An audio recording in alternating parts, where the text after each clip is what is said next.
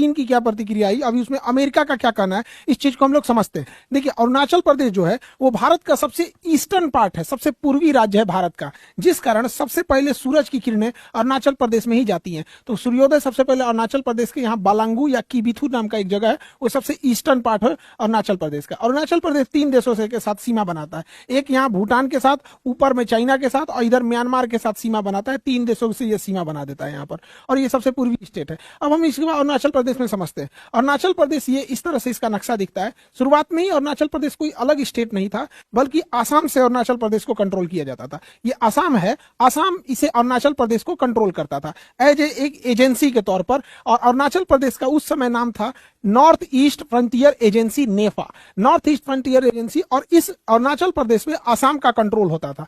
एक समय धीरे धीरे गया कि अरुणाचल आसाम को बड़ा मुश्किल होने लगा अरुणाचल प्रदेश को कंट्रोल करना, इसलिए केंद्र सरकार ने 1972 में अरुणाचल प्रदेश को अपने अंडर में ले लिया, जिसका नाम हो गया यूनियन टेरिटरी। जैसे दिल्ली यूनियन टेरिटरी है, चंडीगढ़ यूनियन टेरिटरी है, और यूनियन टेरिटरी बना दिया और उसका नाम नेफा से बदल के अरुणाचल प्रदेश कर दिया। तो इस तरह से तो अरुणाचल प्रदेश अपना अस्तित्व में आया। उसके बाद धीरे धीरे वहां के लोगों को डिमांड होने लगा, भाई हमारे पास हमारी गवर्नमेंट होनी चाहिए, सेंट्रल गवर्नमेंट क्यों कंट्रोल करेगी हमको। जैसे लद्दाख के लोगों का कहना है कि हमारे यहाँ भी भैया एक स्टेट दो, या फिर हमको असेंबली यहाँ पे। लद्दाख के लोगों का तो खैर कंप्लीट स्टेट की मांग नहीं है, वो यूनियन टेरिटरी विथ असेंबली मांग रहे हैं। तो 1987 में केंद्र सरकार ने अरुणाचल प्रदेश को एक कंप्लीट स्टेट का दर्जा दे दिया, और अरुणाचल प्रदेश एक स्टेट बन गया, और ईटानगर उसकी राजधानी। सबसे कम जनसंख्या घनत्व तो यहाँ पे लोग बहुत कम रहते हैं। रीजन क्या, पूरा पहाड़ी एरिया, अरुणाचल प्रदेश कंप्लीट पहाड़ है। डाफला, मिसमी, अबीर, पटकोई, बूम, ये सब पहाड़ियां जो है सब, ये सब यहाँ पे भरे हैं, सब चाय पत्ती वगैरह यहाँ ज्यादा उत्पादन होता है। तो ये अरुणाचल प्रदेश की ज्योग्राफी थी, इसको समझ गया। अब हम लोग आते हैं करंट सिनेरियो पे। हम अरुणाचल प्रदेश को देखते हैं तो ये स्ट्रेटेजिक रूप अर्थात सामरिक रूप से महत्वपूर्ण है, देश की सुरक्षा के लिए जरूरी है। हम पाकिस्तान की ओर देखते हैं तो लाइन ऑफ कंट्रोल है, वही अरुणाचल प्रदेश चाइना के साथ देखेंगे तो लाइन ऑफ एक्चुअल कंट्रोल है। लाइन ऑफ एक्चुअल कंट्रोल भी कई पार्ट में, कुछ इस पार्ट्स में है यहाँ पर और कुछ इस पार्ट में है। 1914 में यहाँ एक रेखा खींची गई जिसका नाम था मैकमोहन लाइन, और यही अरुणाचल प्रदेश में चाइना और भारत की सीमा निर्धारित करती है। हालांकि उस समय यहाँ एक देश हुआ करता था, नाम था उसका तिब्बत। तो यह रेखा तिब्बत के साथ खींची गई थी। बाद में चाइना ने 1959 में तिब्बत पे कब्जा कर लिया। उसके बाद चाइना कहता है कि तिब्बत के साथ साथ अरुणाचल प्रदेश दक्षिणी तिब्बत है। तो भारत को बोलना चाहिए कि भैया तिब्बत ही तुम्हारा नहीं है, जब बेटा तुम्हारा नहीं तो तुम पोता पे क्लेम कैसे कर सकते हो। तो तिब्बत ही तुम्हारा नहीं है तो तुम कैसे कह सकते हो कि दक्षिणी तिब्बत, साउदर्न तिब्बत अरुणाचल प्रदेश है। लेकिन हम लोग चाइना के मैटर पे मोए मोए हो जाते हैं, लोग यहाँ पे गड़बड़ा जाता है, बोल ही नहीं पाते हैं लोग। तो भारत कहता है कि अरुणाचल प्रदेश हमारा नहीं, अरे उसको छोड़ो, अरुणाचल प्रदेश किसका है नहीं, तिब्बत तुम्हारा नहीं है यहाँ पर। तो चाइना का कहना है कि ये दक्षिणी तिब्बत है, हम लोग का कहना है नहीं भैया मैकमोहन लाइन के तुम उस पार जाओ। बार बार चाइना इधर एग्रेशन दिखाता है, कुछ कुछ एरिया पे कब्जा करते हुए चला जाता है। हालांकि भारत सरकार अभी काफी सजग हुई है। 1962 के साइनो इंडिया वार, चाइनीज को साइनो भी बोला जाता है, जिस तरह पाकिस्तानियों को प्यार से आतंकवादी बोला जाता है और आयरलैंड वाले को आयरिश बोला जाता है, उसी तरह से चाइना वाले को साइनो बोला जाता है। तो साइनो इंडिया वार 1962 में हम लोग बड़ा बुरी तरह से हार गए थे चाइना से। उसी समय चाइना ने हमारा ये एरिया कब्जा कर लिया जिसका नाम है अक्साई चीन। तो चाइना ने ये एरिया को कब्जा कर लिया, अक्साई चीन को। साथ ही साथ चाइना ने इस तवांग को भी कब्जा कर लिया था, इस कोना को, हालांकि वापस कर दिया बाद में चाइना यहाँ से। ये तवांग रीजन पे भी चाइना ने कब्जा कर लिया था अरुणाचल प्रदेश के, लेकिन बाद में वापस चला गया यहाँ पे। उसके बाद भारत कभी भी चाइना के बॉर्डर पे खुलकर एग्रेशन दिखाया ही नहीं, और स्थिति ये आ गई थी कि चाइना अरुणाचल प्रदेश में हम लोग इंफ्रास्ट्रक्चर डेवलप ही नहीं कर रहे थे। और हमारे एक पहले मनमोहन सिंह के समय रक्षा मंत्री होते थे AK एंटनी, उनका कहना था कि हम लोग इसलिए यहाँ सड़कें अच्छी नहीं बताते कि चाइना आ जाएगा। अब सोचिए कि हमारे रक्षा मंत्री इस तरह का बयान देने लगेंगे कि सड़कें अच्छी रहेंगी तो चाइना घुस जाएगा, फिर उस तरह से तो फिर दिल्ली उल्ली में भी कहीं आ गया कोई आक्रमणकारी तो फिर वहां पे भी तो हम लोग को दिक्कत आने लगेगा। बाद में गवर्नमेंट ने इंफ्रास्ट्रक्चर पे काम करना चालू किया अरुणाचल प्रदेश में, ताकि सेना को किसी भी विकट परिस्थिति में बहुत तेजी से मोबिलाइज किया जा सके। और हम लोग 1962 में यहाँ इसीलिए हार गए थे कि चाइना की फौज वहां बहुत तेजी से पहुंच गई थी और हमारी फौज ही नहीं जा पाई थी यहाँ पे। इसलिए अरुणाचल प्रदेश में उसका पहला एयरपोर्ट मिल गया कमर्शियल एयरपोर्ट के तौर पर, जिसे होलोंगी एयरपोर्ट कहते हैं। हालांकि इसी का नाम डोनी पोलो एयरपोर्ट भी है। तो डोनी पोलो एयरपोर्ट कहिए या होलोंगी एयरपोर्ट कहिए, यहाँ उसका पहला कमर्शियल एयरपोर्ट मिल गया अरुणाचल प्रदेश को। इससे क्या है, सेना हम लोग इजीली पहुंचा सकते हैं। कनेक्टिविटी को और बेहतर करने के क्रम में भारत सरकार ने अरुणाचल प्रदेश और असम को जोड़ने के लिए कई महत्वपूर्ण परियोजनाओं को आगे बढ़ाया। जिसमें ढोला सादिया ब्रिज को जोड़ दिया गया यहाँ पर, और ढोला सादिया के अलावा बोगी ब्रिज को जोड़ दिया गया जो असम से यहाँ पे आगे बढ़ती है। इसके साथ ही यहाँ तवांग, चाइना की नजर इस तवांग पे है, क्योंकि अगर इस एरिया पे चाइना कब्जा कर लेता है तो तवांग को बौद्ध मठ का, मतलब देखिए जिस तरह से बौद्ध लोगों का चाइना ने कब्जा किया तिब्बत, उसकी राजधानी लहासा को, तो उसके बाद सबसे बड़ा बौद्ध केंद्र बन गया ये तवांग घाटी। यहाँ पर यहाँ एक दर्रा भी है बोमडिला। तो चाइना को सोचता है कि इस एरिया पे कब्जा किया जा सके, इन फ्यूचर अगर लड़ाई भी होगी चाइना से तो इसी एरिया में सबसे ज्यादा देखने को मिलेगी।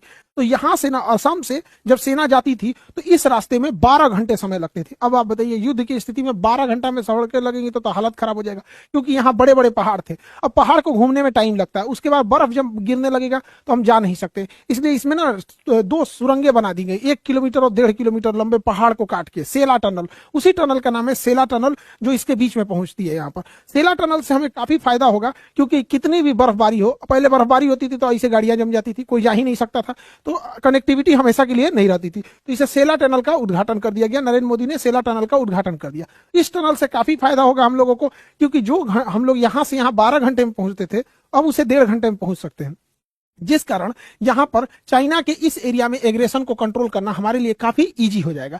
इसके अलावा सरकार ने और बेहतर कनेक्टिविटी बनाने के लिए चाइना के पास 44,000 करोड़ रुपए के सड़क परियोजनाओं को मंजूरी दे दिया, और इन सड़क परियोजनाओं में 2 सड़क परियोजना सबसे महत्वपूर्ण है। एक परियोजना है frontier highway. Frontier highway Tawang के पास से शुरू होता है और पूरा चाइना बॉर्डर के पास, ये जो मैकमोहन लाइन है इसके पैरेलल चलते हुए और यहाँ म्यांमार के बॉर्डर पे जाके खत्म होता है। इससे किसी भी विकट परिस्थितियों में हम लोग एकदम बॉर्डर तक पूरी सेना बिछा के पहुंचा सकते हैं, और बॉर्डर रोड ऑर्गेनाइजेशन ने इसे बनाया था। चाइना एकदम शॉक हो गया कि भैया भारत की नीति ऐसे कैसे बदल गई। इसके अलावा अरुणाचल प्रदेश में एक इंटर कनेक्टिविटी हाईवे और बनाया गया इसी तवांग के पास से, यहाँ ले आके, और ये बीच बीच से ले आया जाएगा यहाँ पर, और इस हाईवे को यहाँ ले गए लोग। इससे क्या कनेक्टिविटी बढ़ गई, और अरुणाचल प्रदेश में कनेक्टिविटी एकदम बेहतर होने की वजह से वहां पब्लिक भी नहीं रहती है, तो सड़कें क्या है 2 लेन ही बहुत एनफ है सेना के आने जाने के लिए यहाँ पे, और ये पूरे 12 मास ये सड़कें खुली रहेंगी, जिस वजह से विकट परिस्थिति में हम वहां मोबिलाइजेशन बहुत तेज कर देंगे। लेकिन इससे क्या हुआ, चाइना को दिक्कत होने लगा, चाइना को इससे नजर बना रहा था चाइना को। अब ये सड़कें बेहतर हुई तो इसका नतीजा क्या हुआ कि जितने भी बड़े बड़े शहर थे, जैसे मुंबई हो गया, बेंगलोर, चेन्नई, दिल्ली, तो यहाँ जितनी महंगी गाड़ियां थी, स्पोर्ट्स कार थे, सड़क कंजेशन की वजह से ये लोग चला ही नहीं पाते थे, तो ये सारी गाड़ियां लेके लोग अरुणाचल प्रदेश पहुंचने लगे। और अरुणाचल प्रदेश का एक जगह है डोम्बुक, यहां पर इन गाड़ियों से लोग रेस लगाने लगे, और ये देखते देखते अरुणाचल प्रदेश का डोम्बुक शहर एक नेशनल लेवल का स्पोर्ट्स सेंटर होते चला गया। अब चाइना देखा कि भैया ये तो अरुणाचल प्रदेश को कोई पूछ ही नहीं रहा था, अचानक से इतना हब कैसे हो गया। अब चाइना परेशान हो गया। चाइना कहता है कि भारत को कोई अधिकार नहीं है अरुणाचल प्रदेश में इस तरह का डेवलपमेंट करने का यहाँ पर। तो भारत सरकार करे भैया हम तुमसे तो पूछ के करने वाले नहीं है, यहाँ पे तुम चिल्लाते रहो यहाँ पर अरुणाचल प्रदेश में। तो भारत सरकार इस पे और तेजी से काम कर रही है। अब अमेरिका का क्या कहना है, अमेरिका का कहना है कि अरुणाचल प्रदेश भारत का एक अभिन्न भाग है। तो अमेरिका इस बात पे कह रहा है कि हमारा अभिन्न भाग है यहाँ पर। हालांकि अमेरिका के कहने या न कहने से हम किसी के अभिन्न भाग नहीं हो जाते हैं, क्योंकि यही अमेरिका वाले हैं जो पाकिस्तान के कहने पर पीओके में जाके घूम के आते हैं। तबकि उनसे कहिएगा कि बोलिए कि पीओके भारत का भाग है, तो वो दोनों ओर से चलते हैं। इसलिए अमेरिका पे विश्वास नहीं करना चाहिए। अमेरिका की दोस्ती से, दुश्मनी से ज्यादा खतरनाक दोस्ती होती है। वो नहीं कहना है आपकी दुश्मनी कबूल मुझे, आपकी दोस्ती से डरता हूं। अंग्रेजी में कहावत कहा जाता है कि enemy of America is bad but the friend of America will lethal. बड़ी खतरनाक होता है इन शो का। ये केवल हम लोग को, तो एशिया वालों को देखना नहीं चाहते अमेरिका वाले। हालांकि कह रहा है अच्छी बात है यहाँ पर कि अरुणाचल प्रदेश हमारा है, नहीं हो कहेगा तो हमारा ही रहेगा यहाँ पर अरुणाचल प्रदेश। अरुणाचल प्रदेश को चाइना टाइम टाइम पे टॉर्चर करने के लिए स्टेपल वीजा देता है। अभी चाइना में एक गेम हो रहा था वहां पे, यूसु चैंपियनशिप वहां पे, तो अरुणाचल प्रदेश से कुछ खिलाड़ी चाइना जा रहे थे। तो अरुणाचल प्रदेश से खिलाड़ियों को जाना था, तो चाइना ने अरुणाचल प्रदेश के खिलाड़ियों को वीजा ना देके स्टेपल्ड वीजा दिया, जिस वजह से भारत ने कहा कि हम अपने खिलाड़ियों को नहीं भेजेंगे। अब ये स्टेपल्ड वीजा क्या होता है समझिए ध्यान से। स्टेपल्ड वीजा को समझने से पहले हम ये समझते हैं कि विदेश कैसे जाते हैं। एयरपोर्ट का हल्का सा स्ट्रक्चर समझते हैं कि एयरपोर्ट जो होता है उसका जो जहां हम लोग एंट्री करते हैं वो टर्मिनल बिल्डिंग होती है। तो ये पूरी जो बिल्डिंग दिख रहा है ये है टर्मिनल बिल्डिंग। इसी में सारा सिक्योरिटी, चेकिंग, टिकट, खाना पीना, रेस्टोरेंट वगैरह सब इसी टर्मिनल बिल्डिंग में होता है। सारा तामझाम इसी टर्मिनल बिल्डिंग में होगा यहाँ पे। तो ये हो गया टर्मिनल बिल्डिंग। टर्मिनल बिल्डिंग में सब कुछ क्लियरेंस मिल जाने के बाद हम लोग को वहां टीवी लगी होती है, पता चल जाता है कि किस गेट पर हमारी फ्लाइट लगी है। तो ये फ्लाइट खोपचा में आके ऐसे ऐसे लगे हैं सब, तो यहाँ सबका गेट नंबर है 15, 16, 40, 35, जिस गेट नंबर पे है।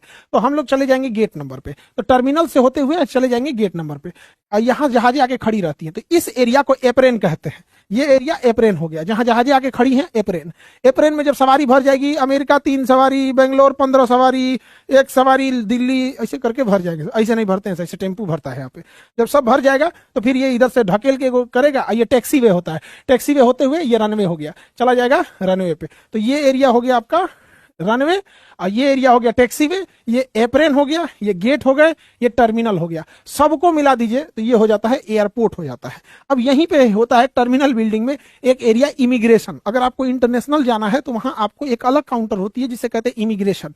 इमिग्रेशन में आपको अपने डॉक्यूमेंट दिखाने होते हैं और वहीं से ये झोल शुरू होता है। इमिग्रेशन पे जब जाते हैं तो सारा डॉक्यूमेंट देखता है। फिर हम अपने देश से कोई क्राइम करके तो नहीं भाग रहे हैं, तो हमारा पासपोर्ट लिया जाता है, पासपोर्ट क्लियर रहता है। तो जिस देश में हम जा रहे होते हैं वह देश यहाँ पे मोहर मार देता है, पासपोर्ट पे हमारे मोहर मार देता है। इसका मतलब कि अगर हमारा कोई पासपोर्ट देख लिया ना, तो उस पे पेज पलट के 30 पेज का, 60 पेज की एक डायरी होती है। पासपोर्ट एक डायरी होती है, वहां पे जिस देश में जाएंगे उस पर एक मोहर मार देगा। तो एगो देश में जाएंगे तो एगो बर्बाद हो जाएगा। तो एक पेज गया, तो अगर आपको किसी दूसरे का पासपोर्ट मिल गया ना, तो उस पर देख सकते हैं कि कौन कौन देश वो घूम के आया है। आपको पता चल जाएगा जापान, अमेरिका, यूक्रेन, कहाँ कहाँ गया है यहाँ पे। इससे एक चीज होता है कि जब भी कोई देश, जैसे अगर किसी को भारत में आना है तो भारत उस पर जब वीजा देके मोहर मारेगा तो हम ये एक्सेप्ट करते हैं कि हम उस देश के कानून को, उस देश की क्षेत्रफल को, हर चीज को हम मान रहे होते हैं। लेकिन चाइना का कहना है कि हम अरुणाचल प्रदेश को नहीं मानते हैं, कि अरुणाचल प्रदेश भारत का है। इसलिए जब भी कोई व्यक्ति अरुणाचल प्रदेश का जाता है चाइना में, तो चाइना क्या करता है, पासपोर्ट पे मोहर नहीं मारेगा, बल्कि उस पर एक तो अपना डॉक्यूमेंट को पिन से स्टेपल कर देगा, नत्थी कर देगा स्टेपल। तो उस पर एक तो रसीद चिपका देगा पासपोर्ट के ऊपर, और उस रसीद पे मोहर मार देगा। अब सोचिए, पासपोर्ट पे मोहर मारता तो एक्सेप्ट एक अथॉरिटी हो जाती है कि आपने खुद ही एक्सेप्ट किया है कि भारत का कानून को और भारत के संविधान को, और भारत का संविधान कहता है कि अरुणाचल प्रदेश हमारा है। इसलिए क्या करता है, ऊपर मोहर मारता है। और जब देश छोड़ के हटते हैं, वापस एयरपोर्ट पे आएंगे तो इसको फाड़ के रख लेगा, तो आपके पासपोर्ट पे गया काम से। तो स्टेपल्ड वीजा देता है, तो स्टेपल्ड वीजा केवल अरुणाचल प्रदेश के लोगों के लिए चाइना देता है। यह भारत में काफी कंसर्न का विषय है। यहाँ पर ये दोनों देशों के बीच ये कंसर्न रहता है। इधर मोदी जी एक और कांड कर दिए, अग्नि 5 मिसाइल 2012 की है, तो उसमें कई टेस्ट बार बार होते रहते हैं, सुधार के लिए नई टेक्नोलॉजी आ जाती है, अपडेशन के लिए जरूरी है। अभी फिर से अग्नि 5 मिसाइल का परीक्षण किया गया। इसका रेंज 5,500 किलोमीटर है। हालांकि 5,500 किलोमीटर है, ये भी डिपेंड करता है कि हम मार कहाँ से रहे हैं। 5,000, जैसे हम यहाँ से दिल्ली मारेंगे, या फिर मिसाइल को दिल्ली में बैठा के मारेंगे, या फिर बॉर्डर पे जाके चलाएंगे, काफी इफेक्ट पड़ता है।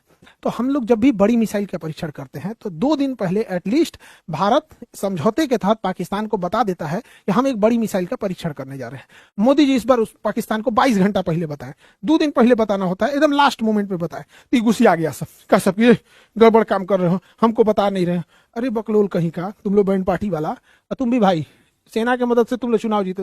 ये आदमी हम लोग को तो कुछ बताइए नहीं करते हैं, अपने देश में क्या होने वाला है कुछ बताते ही नहीं है। एक काम करो, रेडियो ले लो और उसमें ये महीना में 1 दिन अपने मन की बात करेंगे, सारा मन की बात सुन लेना। तुम्हारे मन की बात कोई नहीं सुनेंगे, हम लोग बोलते रह जाएंगे, लोग कुछ सुन पाएंगे लोग। अब आप लोग खुद बताइए, इनको लगता है कि इनकी बात ये सुनेंगे। अरे भैया, हम लोग की तो बड़ा मुश्किल से बात सुन रहे होते हैं यहाँ पे। इलेक्शन के टाइम पे तो और नहीं सुनने वाले हैं ये किसी के। खैर, पाकिस्तान वालों को ये उम्मीद नहीं लगानी चाहिए कि हम लोग का बात कोई बात आप लोग को बताएंगे। हम लोग को तो बड़ा मुश्किल से बात बता पाते हैं। बिना बतैले नोट बदल दिया, अगले दिन पता चला है कि गया 1,000 रुपये वाला, फिर 2,000 वाला गया।